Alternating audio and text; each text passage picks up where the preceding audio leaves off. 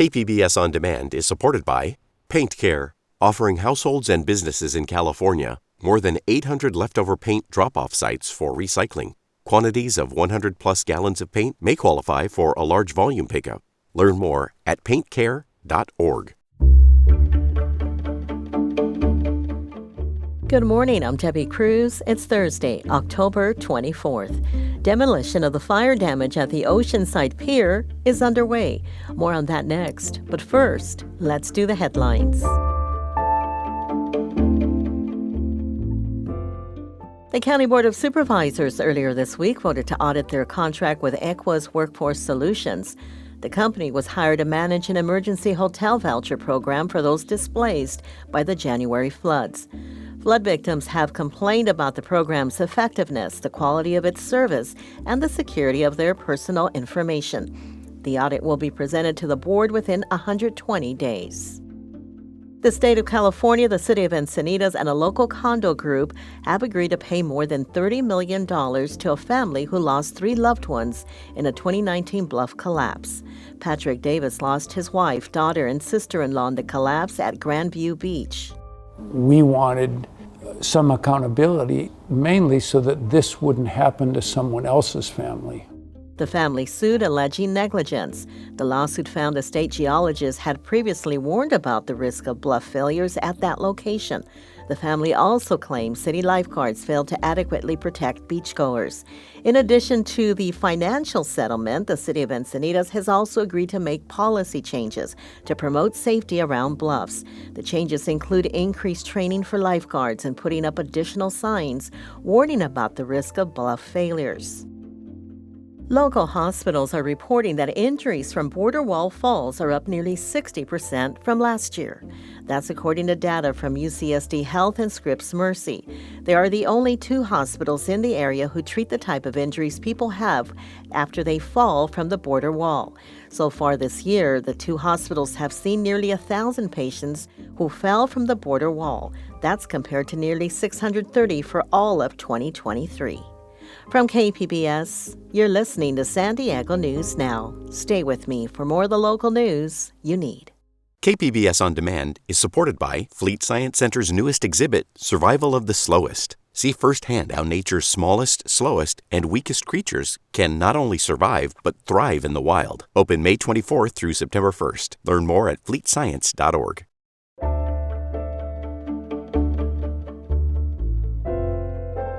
Work is now underway at the Oceanside Pier to remove debris from a fire earlier this year.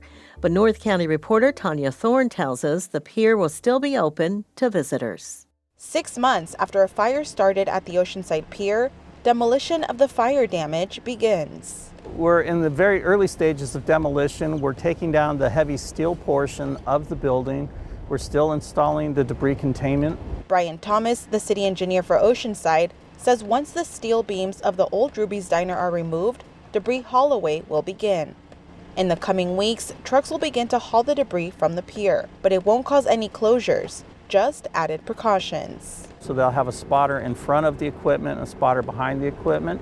So if you see vehicles moving, please step to one side, allow the vehicles to pass, and then continue with your day. Crews are expected to finish the demo by the end of this year. Once that's done, staff will begin to prepare plans and apply for permits to rebuild. It could be 3 to 4 years before the Oceanside Pier is fully rebuilt and open to the public. Tanya Thorne, KPBS News.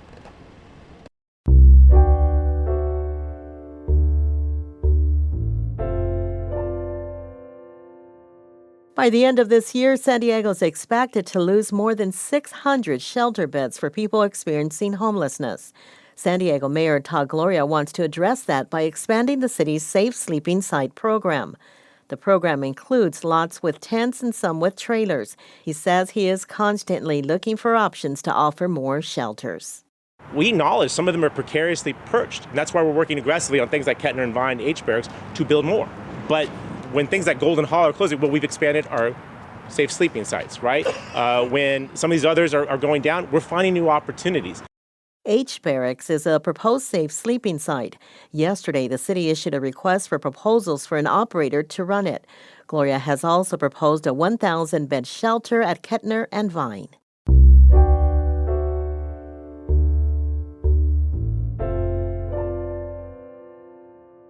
We are just 12 days away from the presidential election.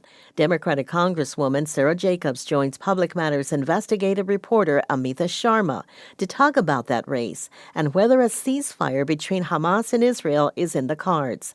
She begins with what she's hearing from constituents about the presidential election. Constituents are anxious about the election, especially for many of us for whom reproductive rights is deeply personal. There's really a sense of foreboding that this could decide whether or not we have rights, even in a state like California, because a federal abortion ban really could override all of our protections here in California. And a lot of what I'm hearing is young people really understanding the stakes of this election and really understanding that it's important to make their voice heard because their rights really are on the line. How precarious is democracy in the United States right now? We're really at an important moment. And what happens over the next 30 or so days could really be determinative in how our country moves forward. And one of the most important things will be making sure that all of us make our voices heard and that we all understand we have agency and that there are things we can do to make sure that we preserve our democracy. And a big part of that is voting in this upcoming election. You were a freshly sworn in Congresswoman on January 6, 2021. You were at the Capitol building. What was that day like for you? I was in the gallery overlooking the House floor, and I just remember when the Capitol Police came out and said, you know, there's tear gas in the rotunda, take out the gas masks from under your seats. I didn't even know there were gas masks under our seats. Eventually, we were hiding under the seats. It was my fourth day. I was literally still introducing myself to my colleagues. We could hear in the wall behind us the crowd sort of rushing in, the mob. And I later learned it was only 30 seconds from when I was pulled across a hallway to when the insurrectionists got there. And I will say in all of my time and experience working around the world in conflict situations, this is the closest I ever felt to feeling like this might be the end. Do you anticipate similar violence this time around? One of the things I'm incredibly concerned about is the role of the House, because we know that Mike Johnson, the current Speaker of the House, the New York Times called him the architect of the effort to overturn the election in 2020. And so I'm very concerned if we don't win back the House this election, what might happen with Mike Johnson at the helm and what he might do to try and install Donald Trump even against the will of the people. Turning our attention to foreign policy briefly, you sit on the House Foreign Relations Committee. What are the prospects for a ceasefire between Israel and Hamas at this point? I do think we have a window of opportunity here, and I think it's time. It's time. Israel has achieved any sort of military objectives it said it wants to achieve, and it's time to have a deal to get humanitarian assistance into Gaza, to end the fighting, and to bring the hostages home. You skipped Israeli Prime Minister Netanyahu's joint address to Congress back in June, citing the Palestinian death toll of around 39,000 at the time. I think it's about 42,000 now. And you said that Israel's military response to the October 7th attack by Hamas had not been proportional, strategic, or effective, and that you could not, therefore, in good conscience, attend the speech. You faced accusations from members of the Jewish community that you were not sufficiently pro-Israel. How did that criticism land with you? So I'm Jewish. I have close family who lives in Israel, my aunt, uncle, and cousin. It always hurts when especially people in your own community question your motives or don't agree with you. Everyone's not going to agree with me all the time, but I still feel very strongly that the way Netanyahu has led Israel is not actually making Israel any safer. And what will make Israel safer is finding a path to get a two-state solution so that Palestinians have autonomy and dignity. And in this case, that means making sure that Palestinians have a state where they get a say in their future.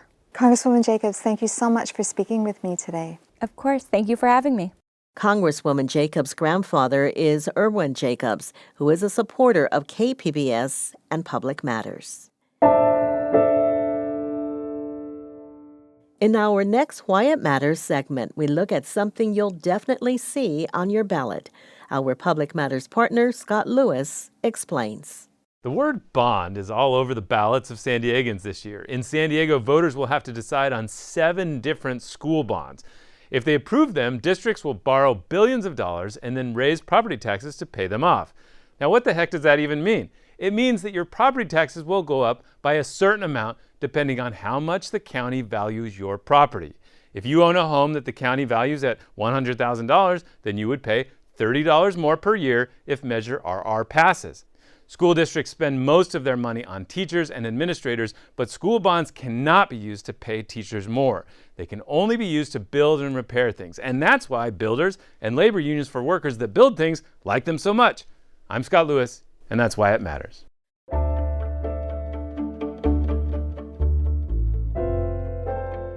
You still have time to take advantage of Kids Free San Diego 2024. Throughout this month, kids 12 and under receive free admission with a paid adult to more than 50 of the county's museums, historic sites, aquariums, gardens, and more. Many are even free for the whole family. For more on Kids Free San Diego, go to SanDiegoMuseumCouncil.org.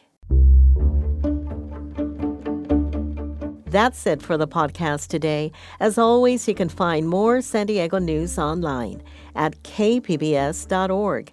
Join us again tomorrow for the day's top stories. I'm Debbie Cruz. Thanks for listening and have a great Thursday.